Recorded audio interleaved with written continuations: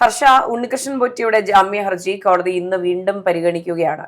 അപ്പോൾ അദ്ദേഹത്തിന് കോടതി ജാമ്യം അനുവദിക്കുകയാണെങ്കിൽ കഴിഞ്ഞ തവണത്തെ പോലെയല്ല, ഇത്തവണ അദ്ദേഹം ജയിലിന് പുറത്തേക്ക് വരുന്ന സാഹചര്യമാണുള്ളത്. അപ്പോൾ ഇതിൽ ആരെയാണ് നമുക്ക് കുറ്റപ്പെടുത്താൻ സാധിക്കുക? തീർച്ചയായിട്ടും SIT തന്നെയാണ്. എന്തൊക്കെയായിരുന്നു, അതായത് ഉണ്ണികൃഷ്ണൻ പോറ്റിയെ പുറത്തുവിടാതിരിക്കാൻ വേണ്ടി അദ്ദേഹവുമായി ബന്ധപ്പെട്ട് റിയൽ എസ്റ്റേറ്റിലുള്ള അല്ലെങ്കിൽ അദ്ദേഹവുമായി ബന്ധപ്പെട്ട് എന്തൊക്കെ കേസുകളുണ്ടോ അതെല്ലാം കുത്തിപ്പൊക്കി കൊണ്ടുവരും. വീണ്ടും ഉണ്ണികൃഷ്ണൻ പോറ്റിയെ തന്നെ ജയിലിൽ കിടത്തും. അതിനുവേണ്ടി SITയുടെ നിർണായക നീക്കങ്ങളാണ് നടക്കാൻ പോകുന്നത് എന്നൊക്കെ പറഞ്ഞ് നമ്മൾ ഉൾപ്പെടെ പല മാധ്യമങ്ങളും വാർത്ത ചെയ്തിരുന്നു എന്നുള്ളതാണ്. ഇവർ പുറത്തുവിടുന്ന റിപ്പോർട്ടുകളെല്ലാം വിശ്വസിച്ചതാണ് നമ്മൾ ചെയ്യുന്ന തെറ്റെന്ന് തോന്നുന്നു. കാരണം ഇത്രയും ദിവസമായിട്ടും ഈ പറയുന്നത് പോലെ കുറ്റപത്രം സമർപ്പിക്കാൻ സാധിക്കുന്നില്ല. കഴിഞ്ഞ ദിവസങ്ങളിൽ വരുന്ന റിപ്പോർട്ടുകൾ പ്രകാരമാണെങ്കിൽ എവിടെ വെച്ചാണോ കേസ് ഇപ്പോൾ നിൽക്കുന്നത് അവിടെ വരെയുള്ള കുറ്റപത്രം സമർപ്പിച്ചിട്ടെങ്കിലും ഈ പറയുന്ന പ്രതികളെ, ബാക്കിയുള്ള പ്രതികളെ ജയിലിൽ തന്നെ തുടരാനൊരു കാരണമാകണം അല്ലെങ്കിൽ തുടരണം എന്നുള്ളൊരു വാർത്തകൾ പുറത്തു വന്നിരുന്നു. പക്ഷേ അതുപോലും പാളിപ്പോകുന്ന നിലയിലേക്കാണ് കാര്യങ്ങൾ പോയത്. ആദ്യം 3 പ്രതികൾ പുറത്തു വന്നു. ഇപ്പോൾ വീണ്ടും അടുത്ത ഉണ്ണികൃഷ്ണൻ പോറ്റി, 1ാം പ്രതിയായിട്ട് ഉണ്ണികൃഷ്ണൻ പോറ്റി പുറത്തു വരുന്നു എന്നുള്ളതാണ് നമുക്ക് അറിയാൻ കഴിയുന്നത്. ജാമ്യം തീർച്ചയായിട്ടും അദ്ദേഹത്തിന് ജാമ്യം ലഭിക്കും എന്നുള്ള നിലയിൽ തന്നെയാണ് കാര്യങ്ങൾ പോയിക്കൊണ്ടിരിക്കുന്നത്. ദ്വാരപാലക ശില്പ കേസിൽ ആണെങ്കിൽ പോലും അല്ലെങ്കിൽ കട്ടിളപ്പാളി കേസിൽ 2ലും 90 ദിവസം കഴിഞ്ഞതുകൊണ്ട് തന്നെ ഇനി അദ്ദേഹത്തിന് പുറത്തു വരാതിരിക്കാനുള്ള സാധ്യതകളൊന്നുമില്ല. സ്വാഭാവിക ജാമ്യം ലഭിച്ച് പുറത്തു വരുമെന്നുള്ളത് തന്നെയാണ്.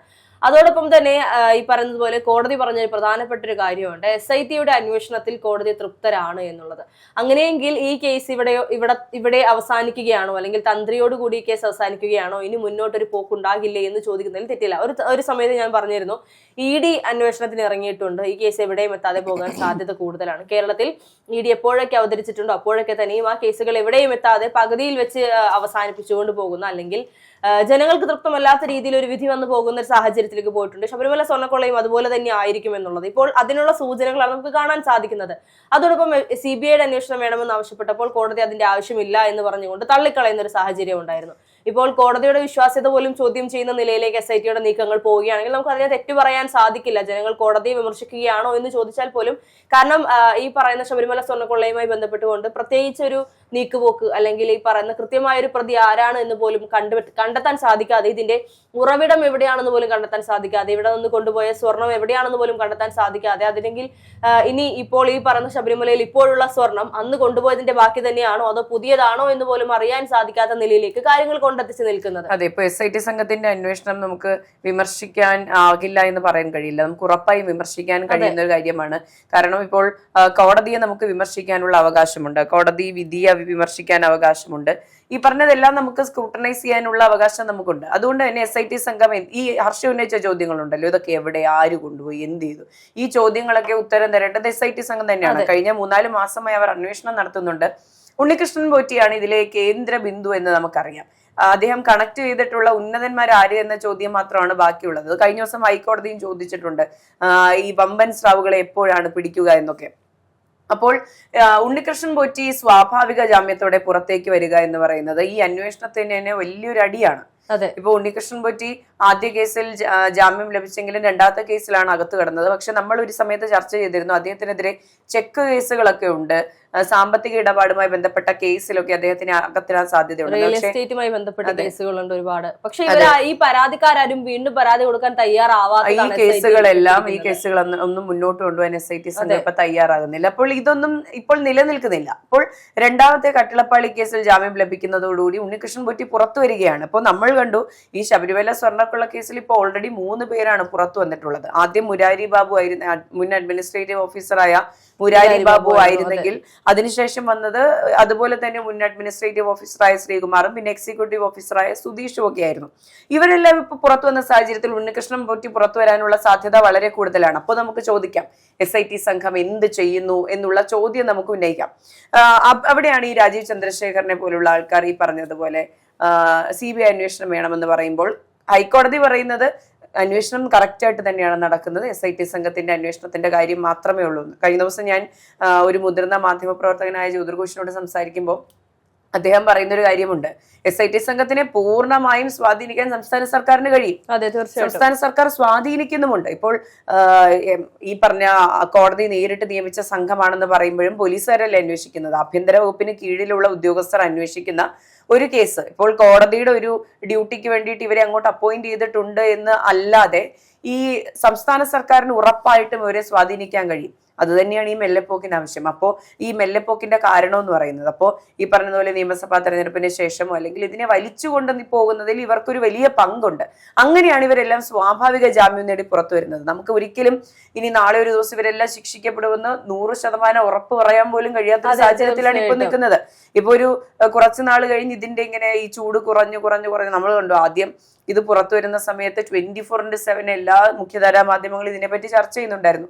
ഇപ്പൊ ആ ചർച്ചകൾ മറ്റു പലതിലേക്കും പോയിട്ടുണ്ട്. അപ്പൊ മാധ്യമ ശ്രദ്ധ അതിൽ കുറയുന്നുണ്ട്, പൊതുജനത്തിന്റെ ശ്രദ്ധ അതിൽ കുറയുന്നുണ്ട്.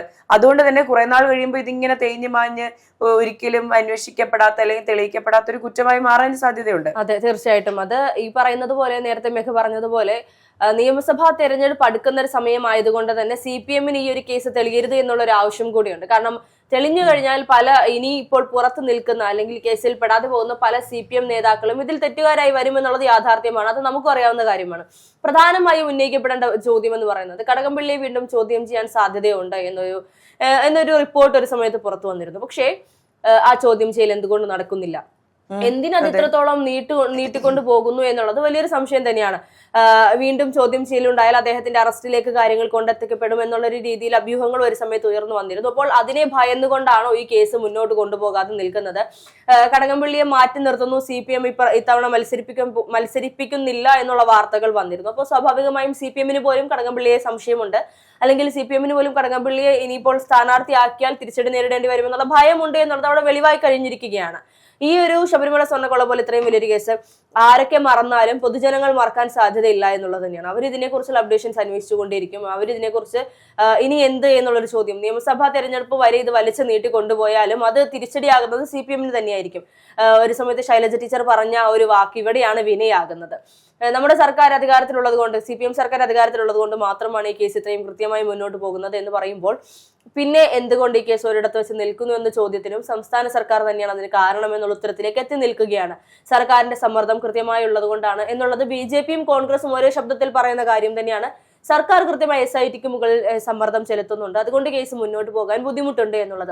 ഇതുമായി ബന്ധപ്പെട്ട ഒരു ഉത്തരം തരാൻ അദ്ദേഹം തയ്യാറാകുന്നില്ല എന്നുള്ളത് മറ്റൊരു ശ്രദ്ധിക്കപ്പെടേണ്ട കാര്യം തന്നെയാണ്. കാരണം മറ്റെല്ലാ കാര്യങ്ങളിലും ഈ പറയുന്നത് പോലെ കോൺഗ്രസുമായി ബന്ധപ്പെട്ടോ BJP-യുമായി ബന്ധപ്പെട്ടോ എന്തൊക്കെ പ്രശ്നങ്ങളുണ്ടോ അതിനെല്ലാത്തിനും വിമർശനം ഉന്നയിച്ചുകൊണ്ട് കൃത്യമായി മുന്നിൽ വരുന്ന പിണറായി വിജയൻ എന്തുകൊണ്ട് ഇത്രയും വലിയൊരു കേസിൽ CPM-നെ മുൾമുനയിൽ നിർത്തുന്ന ഒരു കേസായിട്ട് പോലും, അല്ലെങ്കിൽ CPM-നെ ചോദ്യത്തിൽ നിർത്തുന്ന ഒരു കേസായിട്ട് പോലും ഒന്നും സംസാരിക്കുന്നില്ല, ഇതുമായി പ്രതികരിക്കുന്നില്ല എന്നുള്ളത് വലിയ സംശയങ്ങൾക്ക് തന്നെയാണ് വഴിവെക്കുന്നത്. ഒരുപക്ഷെ പിണറായി വിജയൻ നേരിട്ട് ഇതിൽ പങ്ക് പറ്റിയിട്ടില്ലെങ്കിൽ പോലും അദ്ദേഹത്തെ അടുത്തുള്ള അല്ലെങ്കിൽ അദ്ദേഹത്തോട് അടുത്ത വൃത്തങ്ങൾ ഒരുപക്ഷെ ഈ ഒരു കേസിൽ, അദ്ദേഹത്തിന് പ്രിയപ്പെട്ട ആരെങ്കിലും ഈ ഒരു കേസിൽ ഉൾപ്പെട്ടിട്ടുണ്ടെങ്കിൽ അത് തീർച്ചയായും അദ്ദേഹത്തിന് ഉൾപ്പെടെ ബുദ്ധിമുട്ടാകും എന്നുള്ളത് കൊണ്ട് തന്നെയായിരിക്കും പറയുന്നത് പോലെ നിങ്ങൾ നേരിട്ട് കൈപ്പറ്റിയിട്ടില്ലെങ്കിലും ഇപ്പോൾ തുടരുന്ന ഈ മൗന സമ്മതം വളരെ അപകടകരമാണ്. ഇപ്പോ നമ്മൾ എല്ലാ കാലത്തും പറയുന്ന ഒരു കാര്യമാണ്. ഇപ്പോ പിണറായി വിജയൻ സാറിന് നേരിട്ട് ഇത് അറിയില്ലായിരിക്കാം, ശബരിമലയിൽ നിന്ന് ഇന്ന സ്വർണം എടുത്ത് ഇങ്ങോട്ട് കൊണ്ടുപോകുന്നു എന്നുള്ള കാര്യം അദ്ദേഹത്തിന് ഒരു ബോധ്യവും ഉണ്ടാകുന്ന കാര്യമല്ല. പക്ഷെ ഈ വലിയ കാര്യങ്ങൾ ഇതെല്ലാം പുറത്തു വന്നതിന് ശേഷം അദ്ദേഹത്തിന് ഉറപ്പായും ഇതിൽ എന്താണ് സംഭവിച്ചതെന്നതിനെ പറ്റി ഒരു ഗ്രാഹ്യമുണ്ടാകും. അപ്പോൾ ഒരു മുഖ്യമന്ത്രി എന്ന നിലയിൽ, ഒരു രാഷ്ട്രീയ പ്രവർത്തകൻ എന്ന നിലയിൽ അദ്ദേഹം സ്വയം ഉത്തരവാദിത്തം എടുത്ത് ഇതെല്ലാം പുറത്തു കൊണ്ടുവരേണ്ട ഒരു ആർജവം കാണിക്കണമായിരുന്നു.